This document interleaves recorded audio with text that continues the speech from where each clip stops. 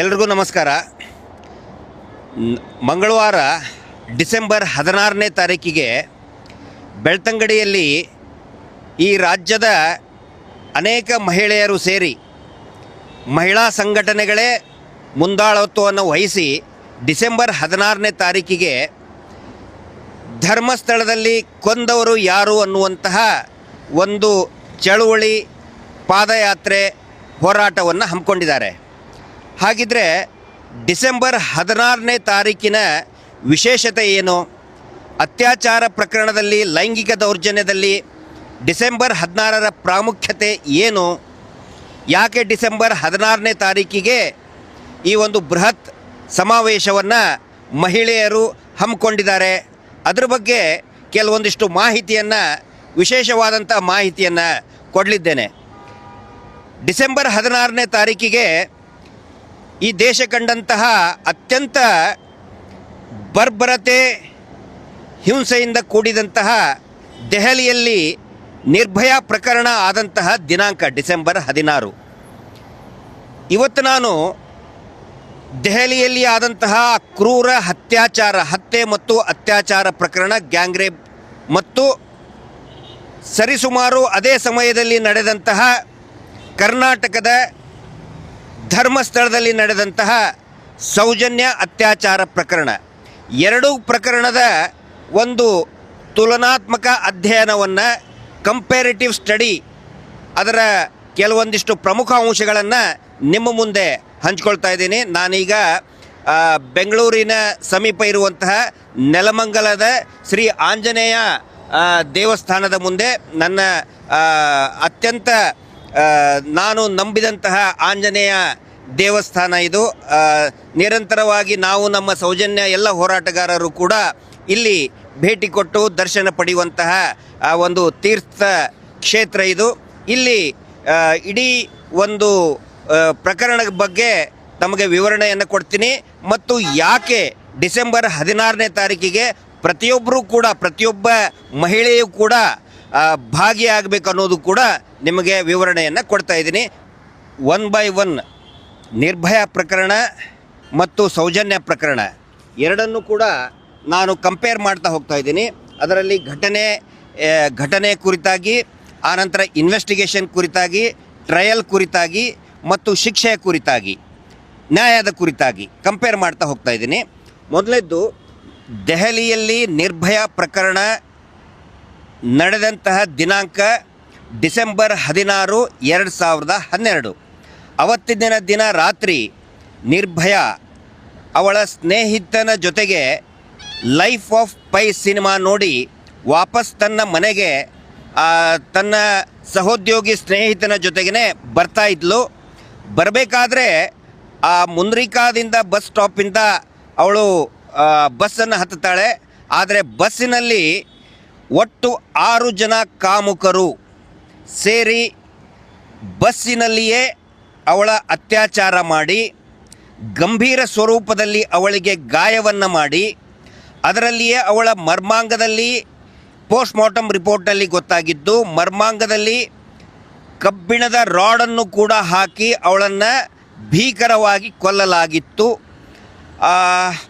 ಬಸ್ಸಿನಲ್ಲಿ ಅತ್ಯಾಚಾರ ಮಾಡಿ ಅವಳನ್ನು ದೆಹಲಿಯ ಮಹಿಪಾಲ್ಪುರ್ ಫ್ಲೈ ಓವರ್ ಪಕ್ಕ ರಸ್ತೆಯ ಆಚೆಗೆ ಅವಳನ್ನು ಎಸೆದು ಹೋಗ್ತಾರೆ. ಡಿಸೆಂಬರ್ 16, 2012 ರಾತ್ರಿಯ ಹೊತ್ತಿಗೆ. ಸೌಜನ್ಯ ಪ್ರಕರಣ ಆಗಿದ್ದು 2000 ಅದೇ ವರ್ಷ, ಬರೀ 2 ತಿಂಗಳ ಹಿಂದೆ, ಅಕ್ಟೋಬರ್ 9, 2012. ಅಂದರೆ 2012 ಅಕ್ಟೋಬರ್ 9ನೇ ತಾರೀಕಿಗೆ ಸೌಜನ್ಯ ಸಾಯಂಕಾಲ ಮಿಸ್ಸಿಂಗ್ ಆಗ್ತಾಳೆ.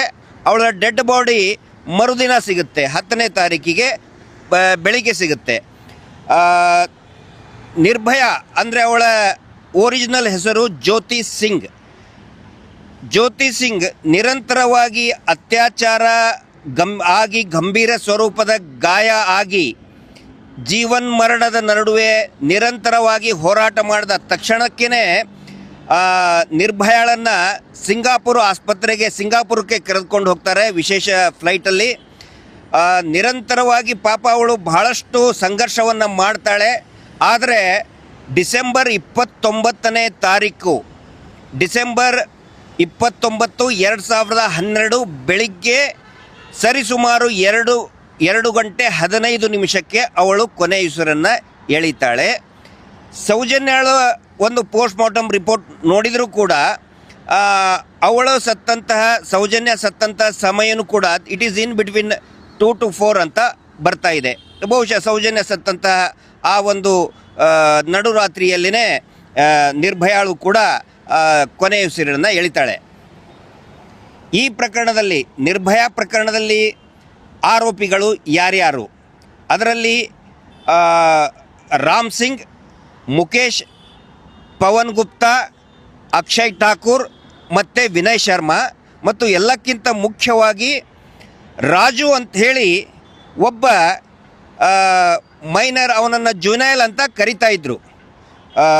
ಅವನು ಇಡೀ ಈ ನಿರ್ಭಯಾಳ ಸಾವಿಗೆ ಅವನೇ ಕಾರಣ. ಅತ್ಯಂತ ಬರ್ಬರತೆಯನ್ನು, ಅತ್ಯಂತ ಕ್ರೂರತೆಯನ್ನು ಮೆರೆದವನೇ ಆ ಒಬ್ಬ ಮೈನರ್, ಅಂದರೆ ನಾಬಾಲಿಕ್ ಅಂತ ಕರೀತಾರೆ, ಬಾಲಕ ಅಂತ ಅವನನ್ನು ಕರೀತಾರೆ. ಅವನ ಬಗ್ಗೆನೂ ಕೂಡ ಒಂದಿಷ್ಟು ವಿಶೇಷ ಮಾಹಿತಿ ತಮಗೆ ಕೊಡಲಿಕ್ಕಿದೆ. ಇವರೆಲ್ಲರನ್ನೂ ಕೂಡ ತಕ್ಷಣಕ್ಕೇ ವಿದಿನ್ 48 hours ದೆಹಲಿಯ ಪೊಲೀಸರು DCP ಛಾಯಾ ಸಿಂಗ್ IPS ಅಧಿಕಾರಿ ಅವರ ನೇತೃತ್ವದಲ್ಲಿ ಬಹಳ ತೀವ್ರಗತಿಯಲ್ಲಿ ಈ ಕಾರ್ಯಾಚರಣೆಯನ್ನು ಮಾಡ್ತಾರೆ. ವಿದಿನ್ 48 hours ಆಲ್ಮೋಸ್ಟ್ ಎಲ್ಲರೂ ಕೂಡ ಅರೆಸ್ಟ್ ಆಗ್ತಾರೆ. ಒಬ್ಬನು ಮಾತ್ರ, ಈ ಮೈನರ್ ಏನಿರ್ತಾನೆ ರಾಜು ಅನ್ನುವಂಥ ಹುಡುಗ, ಅವನ ನಂತರದಲ್ಲಿ ಅವನನ್ನು ಅರೆಸ್ಟ್ ಮಾಡ್ತಾರೆ. ಈ 6 ಜನರನ್ನು ಕೂಡ ತಕ್ಷಣವೇ ಅರೆಸ್ಟ್ ಮಾಡ್ತಾರೆ. ನಿಜವಾದ ಅತ್ಯಾಚಾರಿಗಳನ್ನು, ಕೊಲೆಗಡಕರನ್ನು ತಕ್ಷಣಕ್ಕೇ ಅರೆಸ್ಟ್ ಮಾಡ್ತಾರೆ. ಆದರೆ ಸೌಜನ್ಯ ಪ್ರಕರಣದಲ್ಲಿ ಇದುವರೆಗೂ ಕೂಡ ನಿಜವಾದ ಅತ್ಯಾಚಾರಿಗಳನ್ನು, ಕೊಲೆಗಡಕರನ್ನು ಅರೆಸ್ಟ್ ಮಾಡೋದಿಲ್ಲ. ಅದರ ಬದಲಾಗಿ ಘಟನೆ ನಡೆದು 1 ದಿನ ಆದ ನಂತರ, ದೇಹ ಸಿಕ್ಕು 1 ದಿನ ಆದ ನಂತರ ಒಬ್ಬ ಅಮಾಯಕ ಸಂತೋಷ್ ರಾವ್ನನ್ನು ತಗೊಂಡು ಬಂದು ಕಟಕಟೆಯಲ್ಲಿ ನಿಲ್ಲಿಸ್ತಾರೆ. ಈಗ ಇನ್ವೆಸ್ಟಿಗೇಷನ್ ಯಾವ ರೀತಿ ಆಯಿತು ಅಂತ ನೋಡಿ. ನಿರ್ಭಯಾ ಪ್ರಕರಣದಲ್ಲಿ ವೆರಿ ಇಂಪಾರ್ಟೆಂಟ್ ಆಸ್ಪೆಕ್ಟ್ಸ್ ಇಷ್ಟೇ ಹೇಳ್ತಾ ಇದ್ದೀನಿ ನಾನಿಲ್ಲಿ. ಇಲ್ಲಿ ನಿರ್ಭಯಾ ಪ್ರಕರಣದ ಈ ಎಲ್ಲ ದೋಷಿಗಳನ್ನು ದಸ್ತಗಿರಿ ಮಾಡೋದರಲ್ಲಿ CC ಕ್ಯಾಮ್ರಾ ಬಹಳ ಪ್ರಮುಖ ಪಾತ್ರ ವಹಿಸುತ್ತೆ. ಇಲ್ಲಿ ಆ ಬಸ್ಸಿನಲ್ಲಿ ಏನು ಅವಳನ್ನು ಕರ್ಕೊಂಡು ಹೋಗ್ತಾ ಇರ್ತಾರೆ, ಬಸ್ಸಿನಲ್ಲಿನೇ ಅತ್ಯಾಚಾರ ಆಗುತ್ತೆ. ಅಲ್ಲಿಯ ಪೊಲೀಸರು, ವಿಶೇಷವಾಗಿ ಒಬ್ಬ ಅಸಿಸ್ಟೆಂಟ್ ಸಬ್ ಇನ್ಸ್ಪೆಕ್ಟರ್, ಅವರು ಆ ಒಂದು ಇಡೀ ಪೊಲೀಸರ ತಂಡ ಆ ಏನು ಫ್ಲೈಓವರ್ ಸುತ್ತಲೂ ಆ ಬಸ್ಸು, ಬಿಳಿ ಬಣ್ಣದ ಶಾಲಾ ಬಸ್ ಅದು, ಆ ಬಸ್ಸು ಎಲ್ಲೆಲ್ಲಿ ಓಡಾಡಿತ್ತು ಸುಮಾರು 100ಕ್ಕಿಂತ ಹೆಚ್ಚು CC ಕ್ಯಾಮ್ರಾಗಳನ್ನು ಅಬ್ಸರ್ವ್ ಮಾಡ್ತಾರೆ. ಅದರಲ್ಲಿ ಒಂದು CC ಕ್ಯಾಮ್ರಾದಲ್ಲಿ ಇದೇನಿದು ರಿಪೀಟೆಡ್ ಆಗಿ ಓಡಾಡ್ತಾ ಇದೆ, ಮಲಾಯಿ ದೇವಿ ಮಂದಿರ ಎದುರುಗಡೆ ಇರ್ತಕ್ಕಂತಹ CC ಫುಟೇಜ್. ಅಲ್ಲಿ ಕಂಟಿನ್ಯೂಸ್ ಆಗಿ 3ನೇ ರೌಂಡ್ ಹೊಡಿತಾ ಇದೆಯಲ್ಲ ಶಾಲಾ ಬಸ್ಸು. ರಾತ್ರಿ ಹೊತ್ತು ಯಾಕೆ ಶಾಲಾ ಬಸ್ಸು 3ನೇ ರೌಂಡ್ ಹೊಡಿತಾ ಇದೆ, ಫ್ಲೈಓವರ್ ಸುತ್ತಲೂ ಇದೇ ಬಸ್ಸೇ ಸುತ್ತು ಹೊಡಿತಾ ಇದೆ ಅಂತ ಸಂಶಯಪಟ್ಟು ಆ ಬಸ್ಸನ್ನು ಕಂಡು ಹಿಡಿತಾರೆ CC ಕ್ಯಾಮ್ರಾ ಮುಖಾಂತರ. ಈ CC ಫುಟೇಜ್ ಮುಖಾಂತರ ಕಂಡು ಹಿಡಿದಂತಹ ಆ ಅಸಿಸ್ಟೆಂಟ್ ಸಬ್ ಇನ್ಸ್ಪೆಕ್ಟರ್ಗೆ ಪ್ರಶಸ್ತಿಯನ್ನು ಕೂಡ ಕೊಡ್ತಾರೆ. ಆದರೆ ಸೌಜನ್ಯ ಪ್ರಕರಣದಲ್ಲಿ ಕಣ್ಣು ಎದುರುಗಡೆನೆ 2 CC ಕ್ಯಾಮ್ರಾಗಳು, ಅಂದರೆ ಸೌಜನ್ಯ ನಡೆದು ಹೋದಂತಹ ದಾರಿಯ ಅಕ್ಕಪಕ್ಕ, ಅಂದರೆ ಒಂದು ನೇಚರ್ಪತಿ ಕ್ಲಿನಿಕ್ ಇದೆ, ಧರ್ಮೋದ್ಯಮಿಗಳ ಒಂದು ಏನು ನಿಸರ್ಗ ಒಂದು ಕ್ಲಿನಿಕ್ ಅಂತ ಮಾಡ್ಕೊಂಡಿದ್ದಾರೆ, ಶಾಂತಿವನ, ಅದರಲ್ಲಿನೂ ಕೂಡ CC ಕ್ಯಾಮ್ರಾ ಇತ್ತು. ಅದರ ಎದುರುಗಡೆ ಇರತಕ್ಕಂತಹ ಅವರೇ ಕಟ್ಟಿಸಿದಂತಹ ಬಸ್ ಸ್ಟ್ಯಾಂಡ್ನಲ್ಲಿನೂ ಕೂಡ 360 ಡಿಗ್ರಿ ಸುತ್ತುವಂತಹ, ರೊಟೇಟ್ ಆಗುವಂತಹ ಪ್ಯಾನಾಸೋನಿಕ್ ಕ್ಯಾಮ್ರಾ ಇತ್ತು. ಆದರೆ ಅದನ್ನು ಯಾರೂ ಕೂಡ ಪೊಲೀಸರು ನೋಡುವುದೇ ಇಲ್ಲ. ಪೊಲೀಸರು ನೋಡಿದರೂ ಕೂಡ ಅದರ ಆಧಾರದ ಮೇಲೆ ನಿಜವಾದ ಅತ್ಯಾಚಾರಿಗಳನ್ನು ಕಂಡು ಹಿಡಿಯೋದಿಲ್ಲ. ಇಲ್ಲಿ ದಕ್ಷ ಅಧಿಕಾರಿ IPS ಅಧಿಕಾರಿ ಛಾಯಾ ಸಿಂಗ್ ಮೇಡಮ್ ಅವರು ಈ CC ಕ್ಯಾಮ್ರಾಗಳನ್ನು ಹುಡುಕಿ ಅದಕ್ಕೆ ಒಂದು ಪ್ರೇರೇಪಣೆಯನ್ನು ಕೊಡ್ತಾರೆ. ಇಲ್ಲಿ ಅಭಿಷೇಕ್ ಗೋಯಲ್ ಅಂತುವಂತಹ ದ ಸೇಮ್ ರ್ಯಾಂಕ್, ಅದೇ ರ್ಯಾಂಕಿನ SP ಅಭಿಷೇಕ್ ಗೋಯಲ್ ಅವರು ಕಂಪ್ಲೀಟ್ ಆಗಿ ಅದನ್ನು ಇಗ್ನೋರ್ ಮಾಡ್ತಾರೆ ಸೌಜನ್ಯ ಪ್ರಕರಣದಲ್ಲಿ. ಆನಂತರ ಟ್ರಯಲ್ ನಡಿಬೇಕಾದ್ರೆ ನಿರ್ಭಯಾ ಪ್ರಕರಣದಲ್ಲಿ ಶಿಕ್ಷೆಗೆ ಒಳಪಡಿಸೋದಕ್ಕೆ ಕಾರಣ ಆಗಿದ್ದು 2 ಪ್ರಮುಖ ಅಂಶಗಳು. ಈಗ CC ಕ್ಯಾಮರಾದಿಂದ ನಿಜವಾದ ಆರೋಪಿಗಳನ್ನು ಕಂಡುಹಿಡಿತಾರೆ ದೆಹಲಿಯ ಪೊಲೀಸರು. ಶಿಕ್ಷೆಗೆ ಕಾರಣ ಏನು ಅಂತ ಹೇಳಿದರೆ 2 ಪ್ರಮುಖ ಅಂಶಗಳು. ಒಂದು DNA analysis, advanced technology 2012. Soujanya ಪ್ರಕರಣ ಕೂಡ ಅದೇ ವರ್ಷ ಬರೀ 2 ತಿಂಗಳ ಹಿಂದೆನೇ ಆಗಿದ್ದು. ಅಂದರೆ DNA ಟೆಕ್ನಾಲಜಿ ಅಲ್ಲಿನೂ ಇತ್ತು, ಇಲ್ಲಿನೂ ಇತ್ತು. DNA ಟೆಕ್ನಾಲಜಿ ಮುಖಾಂತರ DNA profiling, high DNA profiling ಮುಖಾಂತರ ಆರೋಪಿಗಳನ್ನು ಆ ವೆಜನೈಲ್ ಸ್ವಾಬ್ ಮುಖಾಂತರ ಟೆಸ್ಟ್ ಮಾಡಿ ಕಂಡುಹಿಡಿತಾರೆ. ಬರೀ ವೆಜನೈಲ್ ಸ್ವಾಬ್ ಇಷ್ಟೇ ಅಲ್ಲ, ಅವರು ಎಲ್ಲೆಲ್ಲಿ ಮುಟ್ಟಿರ್ತಾರೆ ಅವರ ಎಂಟೈರ್ DNA ಸ್ಯಾಂಪ್ಲಿಂಗನ್ನು ತೆಗೆದುಕೊಂಡು ಎಸ್ಟಾಬ್ಲಿಷ್ ಮಾಡ್ತಾರೆ ಇದೇ ಆರೋಪಿಗಳೇ ಅತ್ಯಾಚಾರಿಗಳು ಅಂತ ಎಸ್ಟಾಬ್ಲಿಷ್ ಮಾಡೋದಕ್ಕೆ ಅದು DNA ಪ್ರೊಫೈಲಿಂಗ್ ಕಾರಣ ಆಗುತ್ತೆ. ಆದರೆ ಸೌಜನ್ಯ ಪ್ರಕರಣದಲ್ಲಿ DNA ಪ್ರೊಫೈಲಿಂಗ್ ಮಾಡೋದಕ್ಕೆ ವೆಜನೈಲ್ ಸ್ವಾಬನ್ನು ಬರೀ 3 ದಿನದಲ್ಲಿ ಕೊಡಬೇಕು. ಅಲ್ಲಿ ಇಮಿಡಿಯೇಟಾಗಿ ವಿದಿನ್ 24 ತೊಗೊಂಡ್ಬಿಡ್ತಾರೆ.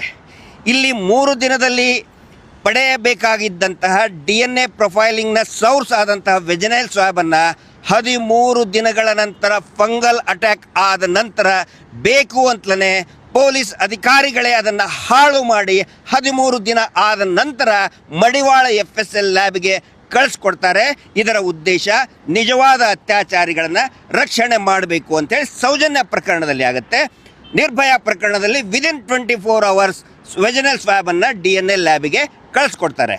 ಇನ್ನೊಂದು ಪ್ರಮುಖ ಅಂಶ, ನಿರ್ಭಯಾ ಪ್ರಕರಣದಲ್ಲಿ ಶಿಕ್ಷೆ ಆಗೋದಕ್ಕೆ ಕಾರಣ ಅಂತ ಹೇಳಿದರೆ ಓಡೋಂಟಾಲಜಿ ಅಂತ ಹೇಳಿದರೆ ಹಲ್ಲಿನ ಗುರುತುಗಳು. ವಿಕ್ಟಿಮ್ ಮೇಲೆ, ಗಾಯಾಳು ಮೇಲೆ, ಸಂತ್ರಸ್ತೆಯ ಮೇಲೆ ಅತ್ಯಾಚಾರಿಗಳು ಮಾಡಿದಂತಹ ಕಚ್ಚಿದಂತಹ ಹಲ್ಲಿನ ಗುರುತು, ಅದಕ್ಕೆ ಆಡೋಂಟಾಲಜಿ ಅಂತ ಕರೀತಾರೆ. ಅದು ಬಹಳ ಪ್ರಮುಖವಾದಂತಹ ಪಾತ್ರ ವಹಿಸುತ್ತೆ ಅತ್ಯಾಚಾರಿಗಳಿಗೆ, ಕೊಲೆಗಡಿಕರಿಗೆ ಶಿಕ್ಷೆಯನ್ನು ಕೊಡಿಸೋದರಲ್ಲಿ.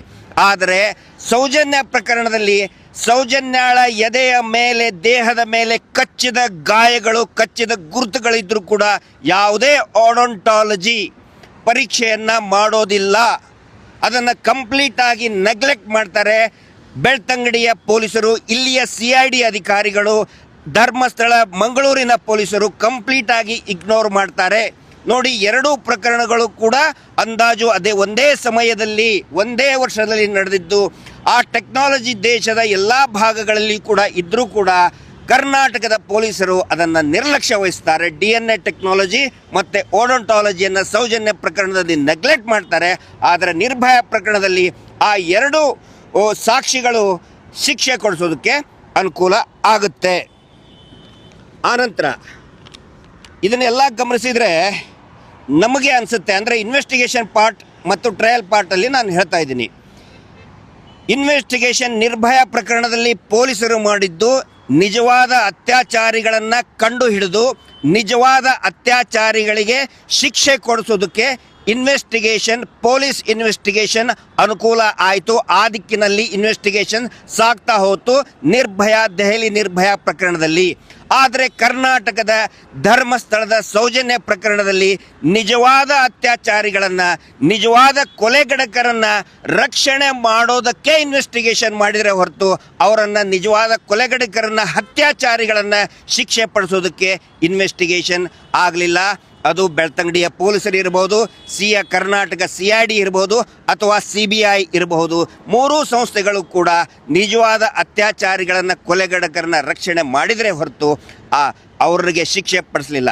ಮತ್ತೊಂದು ಪ್ರಮುಖವಾದಂತಹ ಇನ್ವೆಸ್ಟಿಗೇಷನ್ನಲ್ಲಿ ವ್ಯತ್ಯಾಸ ಏನು ಅಂತ ಹೇಳಿದರೆ, ಈ ಪ್ರಕರಣದಂಥ ನಿರ್ಭಯಾ ಪ್ರಕರಣದ 3 ಆರೋಪಿಗಳು ಪವನ್ ಗುಪ್ತಾ, ವಿನಯ್ ಶರ್ಮಾ ಅವ್ರು ಏನು ಮಾಡ್ತಾರೆ, ಮತ್ತು ಅಕ್ಷಯ್ ಠಾಕೂರ್ ಅವರು ಅಲಿಬಿಯನ್ನು ಹೇಳ್ಕೊತಾರೆ. ಅಲಿಬಿ ಅಂತ ಹೇಳಿದರೆ ALIBI, ಅಲಿಬಿ ಅಂತ ಹೇಳಿದರೆ ಆ ಘಟನೆ ನಡೆದಂತಹ ಸಂದರ್ಭದಲ್ಲಿ, ಸ್ಥಳದಲ್ಲಿ ನಾನು ಇದ್ದಿದ್ದಿಲ್ಲ, ಆರೋಪಿತನು ಇದ್ದಿದ್ದಿಲ್ಲ ಅನ್ನೋದಕ್ಕೆ ಅಲಿಬಿ ಅಂತ ಹೇಳ್ತಾರೆ.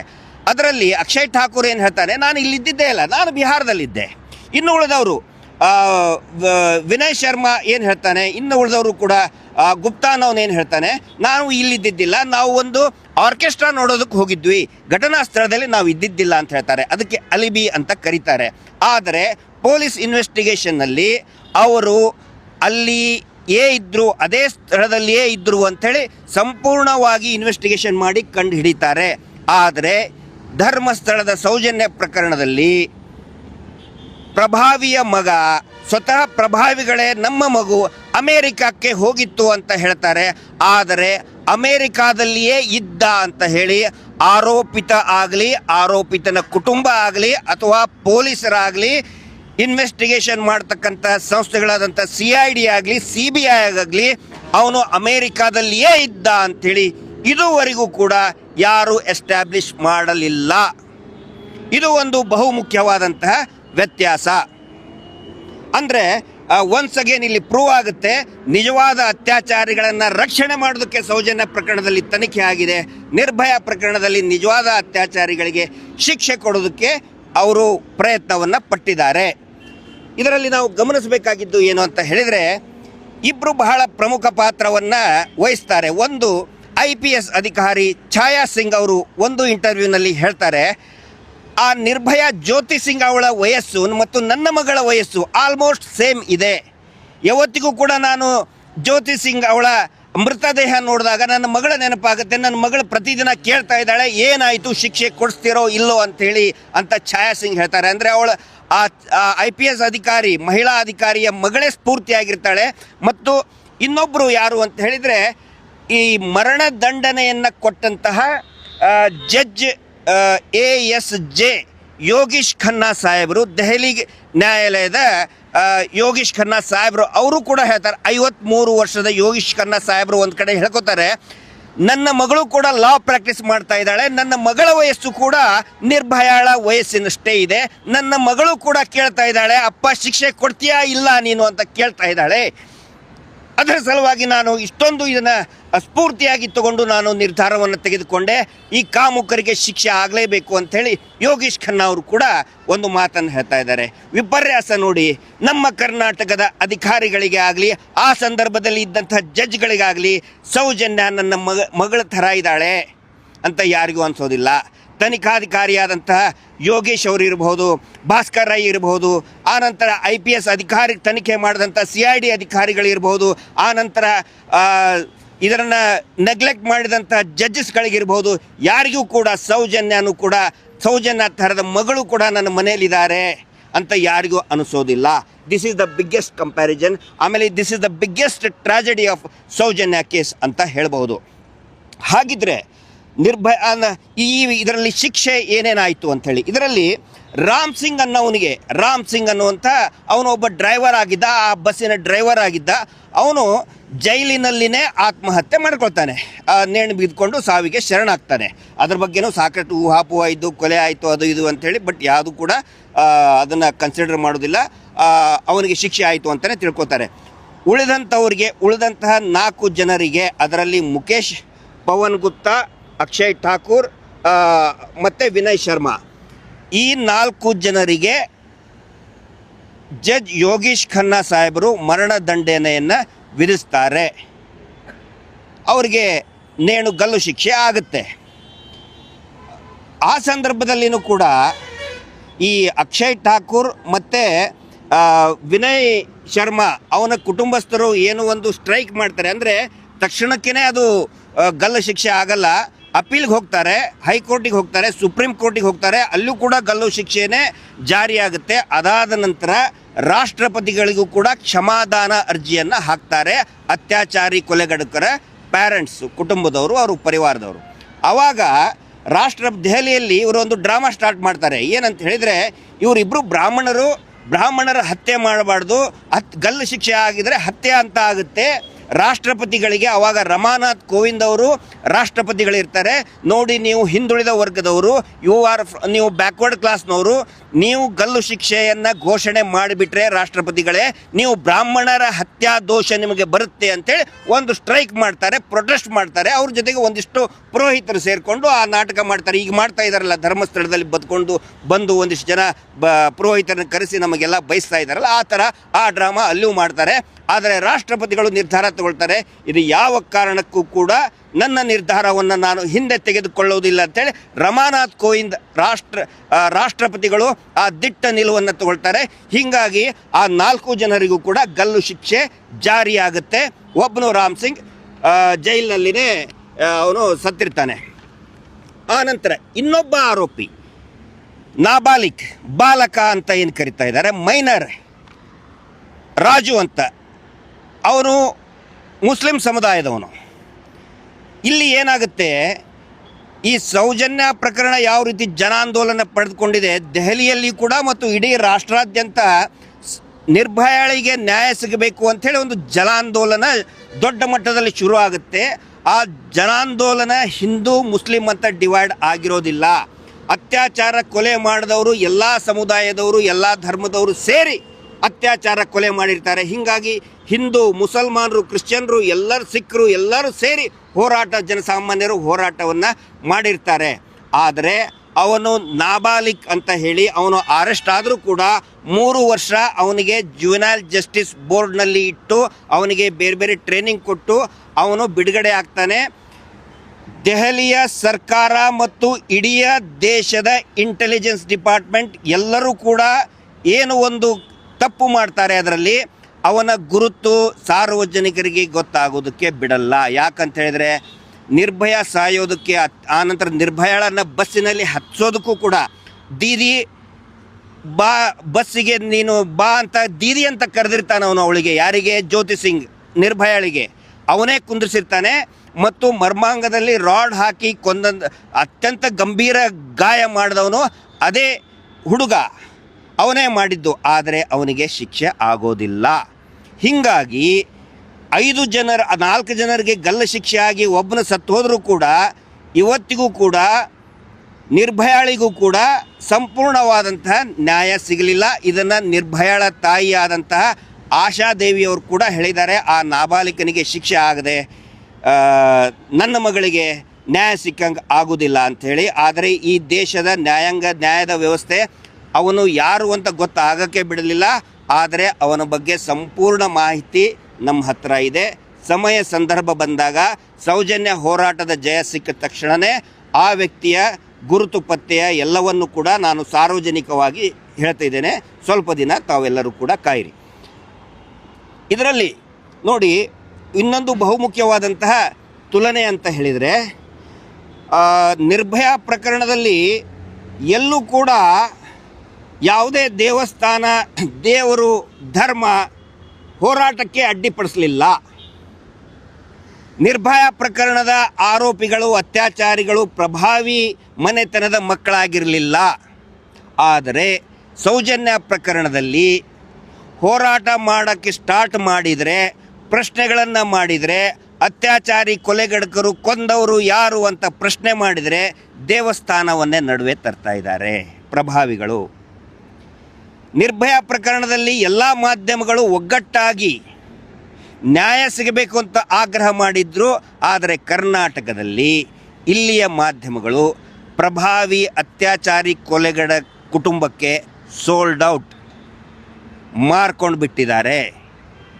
ಆದರೆ ದೈವಿ ಶಕ್ತಿಯಾಗಿ ಯೂಟ್ಯೂಬ್ಗರ್ಗಳು ಮತ್ತು ಅನೇಕ ಸಾಮಾಜಿಕ ಜಾಲತಾಣದ ಜನಸಾಮಾನ್ಯರು ಈ ಹೋರಾಟದ ಶಕ್ತಿಯಾಗಿ, ಯೂಟ್ಯೂಬರ್ಗಳು ಮತ್ತು ಸಾಮಾಜಿಕ ಜಾಲತಾಣ, ಸೋಷಿಯಲ್ ಮೀಡಿಯಾ ಈ ಹೋರಾಟಕ್ಕೆ ಆಧಾರ ಸ್ತಂಭವಾಗಿ ನಿಂತ್ಕೊಂಡಿದೆ. ಆದರೆ ನಿರ್ಭಯ ಪ್ರಕರಣದಲ್ಲಿ ಯಾವ ರೀತಿ ಮೇನ್ ಸ್ಟ್ರೀಮ್ ಮೀಡಿಯಾಗಳು ಮುಂದೆ ಬಂದು ಮಾತಾಡಿದ್ದು, ಇಲ್ಲಿಯ ಮೇನ್ ಸ್ಟ್ರೀಮ್ ಮಾಧ್ಯಮಗಳು ಅತ್ಯಾಚಾರಿಗಳ ಮೀಡಿಯಾ ಅನ್ನೋದು ಅತ್ಯಾಚಾರಿಗಳ ಮೀಡಿಯೇಟರ್ ಆಗಿಬಿಟ್ಟು, ಹೀಗಾಗಿ ಅವತ್ತು ನಿರ್ಭಯ ಪ್ರಕರಣ ಇಡೀ ದೇಶ ಅಲ್ಲ, ಇಡೀ ಜಗತ್ತನ್ನೇ ಒಂದು ಕ್ಷಣ ಬಡಿದೆಬ್ಬಿಸಿದು. ಆದರೆ ಇಲ್ಲಿಯ ಮಾಧ್ಯಮಗಳು ಸೌಜನ್ಯ ಪ್ರಕರಣವನ್ನು ಮೇಲೆ ಎದ್ದೇಳೋದಕ್ಕೆ ಬರಲಿಲ್ಲ, ನ್ಯಾಯದ ದಾರಿಯಲ್ಲಿ ತೆಗೆದುಕೊಂಡು ಹೋಗಲಿಲ್ಲ. ಯಾಕಂತ ಹೇಳಿದರೆ ಆಲ್ ಆರ್ ಸೋಲ್ಡ್ ಔಟ್ ಇವತ್ತಿಗೂ ಕೂಡ. ಆವಾಗ ಅರ್ನಬ್ ಗೋಸ್ವಾಮಿ ಅವರು ಟೈಮ್ಸ್ ನೌನ ಹಿರಿಯ ಆ್ಯಂಕರ್ ಆಗಿದ್ದರು, most popular and celebrated anchor ಆಗಿದ್ದರು. ನಿರ್ಭಯ ಪ್ರಕರಣದಲ್ಲಿ ಅತಿ ಹೆಚ್ಚು ಮಾತಾಡಿದರು. ಇವತ್ತು ಅದೇ ಅರ್ನಬ್ ಗೋಸ್ವಾಮಿ ಅವರ ಕನ್ನಡದ ಕನ್ನಡ ಅನ್ನೋದು ರೋಲ್ ಕಾಲ್ ಚಾನಲ್ ಆಗಿದೆ. ಅತ್ಯಂತ ಕೆಟ್ಟದಾಗಿ ಅತ್ಯಾಚಾರಿಗಳ ಪರವಾಗಿ ಈ ಹೋರಾಟವನ್ನು ಬಿಂಬಿಸ್ತಾ ಇದ್ದಾರೆ. ಅತ್ಯಾಚಾರಿಗಳಿಂದ ದುಡ್ಡು ತಗೊಂಡು, ಲಂಚ ತಗೊಂಡು, ರಂಗಣ್ಣ ಅನ್ನುವಂಥ ಆ್ಯಂಟಿ ಪಬ್ಲಿಕ್ ರಂಗಣ್ಣ ಅನ್ನೋನು ಅತ್ಯಾಚಾರಿಗಳ ಲಂಚ ಹೊಡೆದು ಎಂಜಲು ತಿಂದು ಮಾತಾಡ್ತಾ ಇದ್ದಾರೆ. ರಾಕೇಶ್ ಶೆಟ್ಟಿ ಅಂತವನಂತರೂ ಕೂಡ ಗೊತ್ತಿದೆ ಎಲ್ರಿಗೂ, ದ ಮೋಸ್ಟ್ ಥರ್ಡ್ ಕ್ಲಾಸ್ ಒಬ್ಬ ಬ್ಲ್ಯಾಕ್ ಮೇಲರ್. ಅದೇ ರೀತಿ ಅಜಿತ್ ಜೈನ್ ಅನ್ನೋನು ಕೂಡ ತನ್ನದೇ ಧರ್ಮ ಅನ್ನೋ ಹೇಳಿ, ಇಲ್ಲಿ ಯಾರೂ ಧರ್ಮ ಜಾತಿ ನೋಡ್ತಾ ಇಲ್ಲ, ತನ್ನದೇ ಧರ್ಮ ಅಂತ ಹೇಳ್ಕೊಂಡು ಅತ್ಯಾಚಾರಿ ಕುಟುಂಬದ ಪರವಾಗಿ ಆ ಥರ ಒಂದು 2, 3, 4 ಚಾನಲ್ಗಳು ನಿಂತ್ಕೊಂಡಿದೆ. ಇದು ಸೌಜನ್ಯ ಪ್ರಕರಣದ ಅಷ್ಟೇ ಅಲ್ಲ, ಈ ರಾಜ್ಯದ ದುರ್ದೈವ. ನಿರ್ಭಯಾಳಿಗೆ ಇಂಡಿಯಾಸ್ ಡಾಟರ್ ಅಂತ ಕರೆದ್ರು, ಆದರೆ ಕರ್ನಾಟಕದ ಜನಸಾಮಾನ್ಯರು ಸೌಜನ್ಯಾಳಿಗೆ ನಮ್ಮ ಮನೆಯ ಮಗಳು, ನಿರ್ಭಯ ಭಾರತದ ಮಗಳು, ಆದರೆ ಸೌಜನ್ಯ ನಮ್ಮ ಪ್ರತಿಯೊಬ್ಬರ ಮನೆ ಮಗಳು ಅಂತ ಜನಸಾಮಾನ್ಯರು ಕರಿತಾ ಇದ್ದಾರೆ. ಸ್ನೇಹಿತರೆ, ಇದು ಬಹಳ ಅತ್ಯಂತ ಶಾರ್ಟಾಗಿ ಬ್ರೀಫಾಗಿ ಹೇಳಿದ್ದೀನಿ. ಇನ್ನೂ ಕೂಡ ಮಾತಾಡೋದು ಸಾಕಷ್ಟಿದೆ. ನಾನು ಕೇಳ್ಕೊಳ್ಳೋದು ಇಷ್ಟೇ, ಇಲ್ಲಿ 16ನೇ ತಾರೀಕಿಗೆ ಏನು ಒಂದು ಹೋರಾಟ ಮಹಿಳೆಯರೇ ಮುಂದಾಳತ್ವ ವಹಿಸಿ ಮಾಡ್ತಾ ಇದ್ದಾರೆ. ದಯವಿಟ್ಟು ಪ್ರತಿಯೊಬ್ಬರು ಕೂಡ ಅದರಲ್ಲಿ ಯಾಕೆ ಭಾಗವಹಿಸಬೇಕು ಅಂತ ಹೇಳಿದರೆ, ಈ ಅತ್ಯಾಚಾರ ಪ್ರಕರಣ ಅನ್ನೋದು ಏನೋ ಒಂದು ಸಾಮಾಜಿಕ ವಿಷಯ ಅಲ್ಲ, ಅದು ನಮ್ಮ ಮನೆಯ ವಿಷಯನೂ ಕೂಡ ಹೌದು. ಈ ದೇಶದಲ್ಲಿ ಪ್ರತಿ 27-28 ನಿಮಿಷಕ್ಕೆ ಒಂದು ಅತ್ಯಾಚಾರ ಪ್ರಕರಣ ದಾಖಲಾಗ್ತಾ ಇದೆ ಈ ದೇಶದಲ್ಲಿ. ನಿರ್ಭಯಳ ತಾಯಿ ಆಶಾದೇವಿಯವರಾಗಲಿ ಅಥವಾ ಸೌಜನ್ಯಳ ತಾಯಿ ಕುಸುಮಾವತಿ ಅವರಾಗಲಿ, ಅವರು ಯಾವತ್ತಿಗೂ ಕೂಡ ಹೋರಾಟಗಾರರ ಆಗಿದ್ದಿಲ್ಲ. ಆದರೆ ಈ ಒಂದು ಗಂಭೀರ ಸ್ವರೂಪ ಅವರ ಇಡೀ ಮನೆಯೇ ಶಾಂತಿನೇ ಹಾಳಾಗಿರೋದ್ರಿಂದ ಅವರು ಹೋರಾಟಕ್ಕೆ ಬಂದರು. ಅಂದರೆ ಇದು ಪ್ರತಿಯೊಂದು ಮನೆತನದ ಸಮಸ್ಯೆ. ಹೆಣ್ಣು ಮಕ್ಕಳು ಸೇಫ್ ಆಗಿದ್ದರೆ ನಾವು ಸೇಫ್ ಆಗಿರ್ತೀವಿ, ಕುಟುಂಬ ಸೇಫ್ ಆಗಿರುತ್ತೆ, ಸಮಾಜ ಸೇಫ್ ಆಗಿರುತ್ತೆ. ಹೀಗಾಗಿ ಇದು ಕೌಟುಂಬಿಕ ಒಂದು ಕುಟುಂಬದ, ಈ ಸಮಾಜದ ಪ್ರತಿಯೊಂದು ಕುಟುಂಬದ ಒಂದು ಹೋರಾಟ. ಅದರ ಸಲುವಾಗಿ ಪ್ರತಿಯೊಬ್ಬರು ಕೂಡ ಇದರಲ್ಲಿ ಭಾಗಿಯಾಗಬೇಕಾಗತ್ತೆ. ಇದು ಏನೋ ಒಂದು ಯಾರ್ದೋ ಮನೆಯಲ್ಲಿ ಆಯಿತು ಅಂತಲ್ಲ, ನಾವು ಸುಮ್ಮನೆ ಬಿಟ್ಟರೆ ನಮ್ಮ ಮನೆಗೂ ಕೂಡ ಅದು ಬರುತ್ತೆ. ಹೀಗಾಗಿ ಪ್ರತಿಯೊಬ್ಬರು ಕೂಡ ಈ ಹೋರಾಟದಲ್ಲಿ ಭಾಗಿಯಾಗಬೇಕು ಅಂಥೇಳಿ ವಿನಂತಿ ಮಾಡ್ಕೊಳ್ತಾ ಇದ್ದೀನಿ. ಈಗ ಕೊಂದವರು ಯಾರು ಅಂತ ಪ್ರಶ್ನೆ ಮಾಡಿದರೆ, ಕೊಂದವರು ಏನು ಮಾಡ್ತಾ ಇದ್ದಾರೆ, ಕೊಂದವರ ವಿರುದ್ಧ ಕಂಪ್ಲೇಂಟ್ ಕೊಟ್ಟವರು ಯಾರು ಅಂಥೇಳಿ ಮೇನ್ ಸ್ಟ್ರೀಮ್ ಮೀಡಿಯಾ ಮುಖಾಂತರ, ಕೆಲವು ಸುಳ್ಳು ಸುದ್ದಿ ಹಬ್ಬಿಸುವಂಥ ಸೋಷಿಯಲ್ ಪೇಜ್ಗಳ ಮುಖಾಂತರ ಸುಳ್ಳು ಸುದ್ದಿಯನ್ನು ಹಬ್ಬಿಸ್ತಾ ಇದ್ದಾರೆ. ಇಲ್ಲಿ ಮಹಿಳೆಯರು ಕೊಂದವರು ಯಾರು ಅಂತ ಕೇಳ್ತಾ ಇದ್ದಾರೆ. ಕೊಂದವರು ಕಂಪ್ಲೇಂಟ್ ಕೊಟ್ಟವರು ಯಾರು, ಕಂಪ್ಲೇಂಟ್ ಕೊಟ್ಟವರೇ ಷಡ್ಯಂತ್ರಿಗಳು, ಕಂಪ್ಲೇಂಟ್ ಕೊಟ್ಟವರಿಗೆ ಶಿಕ್ಷೆ ಆಗಬೇಕು ಅಂತ ಅವ್ರು ಇದು ಮಾಡ್ತಾ ಇದ್ದಾರೆ. ಕೊಂದವರಿಗೆ ಶಿಕ್ಷೆ ಆಗಬೇಕು ಅಥವಾ ಕಂಪ್ಲೇಂಟ್ ಕೊಟ್ಟವರಿಗೆ ಶಿಕ್ಷೆ ಆಗಬೇಕು, ಇದನ್ನು ಜನಸಾಮಾನ್ಯರೇ ತೀರ್ಮಾನ ಮಾಡಬೇಕು. ಹೀಗಾಗಿ ಪ್ರತಿಯೊಬ್ಬ ಮಹಿಳೆಯರು ಕೂಡ ಈ ಹೋರಾಟದಲ್ಲಿ ಭಾಗಿಯಾಗಬೇಕು ಅಂತ ನಾನು ವಿನಂತಿ ಮಾಡ್ಕೊಳ್ತಾ ಇದ್ದೇನೆ. ಅದಾಗಿ ಎರಡೂ ಪ್ರಕರಣದ ಸಂತ್ರಸ್ತೆಯರು ಆದಂತಹ ನಿರ್ಭಯ ಅಥವಾ ಜ್ಯೋತಿ ಸಿಂಗ್ ಮತ್ತು ಸೌಜನ್ಯ ಇಬ್ಬರ ಕೊನೆಯ ಮಾತು ಏನಾಗಿದ್ದು ಅನ್ನೋದನ್ನು ನೋಡೋಣ. ನಿರ್ಭಯ ಆಸ್ಪತ್ರೆಯಲ್ಲಿ, ಸಿಂಗಾಪುರ ಆಸ್ಪತ್ರೆಯಲ್ಲಿ ಇದ್ದಾಗ ತಾಯಿಗೆ ಹೇಳಿದ್ಲು, ತಾಯಿ ಆಶಾದೇವಿಗೆ, ಮಾ ಕಿಸಿಕೋ ಮತ್ ಛೋಡ್ನಾ, ಅಮ್ಮ ಯಾರನ್ನೂ ಬಿಡಬೇಡ, ನನ್ನನ್ನು ಅತ್ಯಾಚಾರ ಮಾಡಿದವ್ರನ್ನ ಯಾರನ್ನೂ ನೀನು ಬಿಡಬೇಡ ಅಂಥೇಳಿ ತಾಯಿಗೆ ಕೇಳ್ಕೊಂಡಿದ್ಲು. ಆಮೇಲೆ ಹೇಳಿದ್ಲು, ಐ ವಾಂಟ್ ಟು ಲೀವ್, ನಾನು ಬದುಕ್ತೇನೆ, ಇನ್ನೂ ಬದುಕುವ ಆಸೆ ಇದೆ ನನಗೆ, ಆದರೆ ನನ್ನನ್ನು ಅತ್ಯಾಚಾರ ಮಾಡಿ ಕೊಂದು ಹಾಕಿದ್ರು ಅಮ್ಮ, ಯಾರನ್ನು ಬಿಡಬೇಡ ಅಂತ ಧೈರ್ಯವಾಗಿ ಹೇಳಿದ್ಲು. ಅವಳ ಧೈರ್ಯವೇ ಒಂದು ದೊಡ್ಡ ಹೋರಾಟಕ್ಕೆ ನಾಂದಿ ಆಯಿತು, ಸ್ಫೂರ್ತಿ ಆಯಿತು. ನಿರ್ಭಯ ಹೇಳಿದ್ದು, ಅಮ್ಮ ಯಾರನ್ನು ಬಿಡಬೇಡ ಅಂಥೇಳಿ. ಆದರೆ ಸೌಜನ್ಯ, ಅವಳಿಗೆ ಅವಳ ತಾಯಿಯನ್ನು ನೋಡುವ ಭಾಗ್ಯವೇ ಇರಲಿಲ್ಲ. ಆದರೂ ಕೂಡ ಸೌಜನ್ಯ ಹೇಳಿದ್ಲು, ನಾನು ನಿಮ್ಮನ್ನು ಯಾರನ್ನೂ ಬಿಡಲ್ಲ.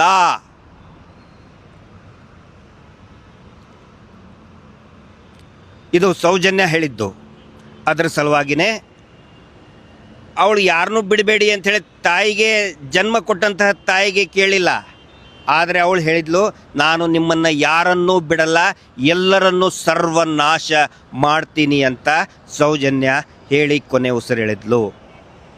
ಅದಕ್ಕಾಗಿಯೇ ಈ ಸೌಜನ್ಯ ಹೋರಾಟ ಇಷ್ಟು ದೊಡ್ಡ ಮಟ್ಟದಲ್ಲಿ ಈ ಸುಳ್ಳಿನ ಸಾಮ್ರಾಜ್ಯ, ಅತ್ಯಾಚಾರಿಗಳ ಸಾಮ್ರಾಜ್ಯ, ದೈತ್ಯರ ಸಾಮ್ರಾಜ್ಯವನ್ನು ಸರ್ವನಾಶ ಮಾಡೋದ್ರ ಸಲುವಾಗಿ ಈ ಹೋರಾಟ ಇಷ್ಟು ದೊಡ್ಡ ಮಟ್ಟದಲ್ಲಿ ಪ್ರಾರಂಭ ಆಗಿದೆ.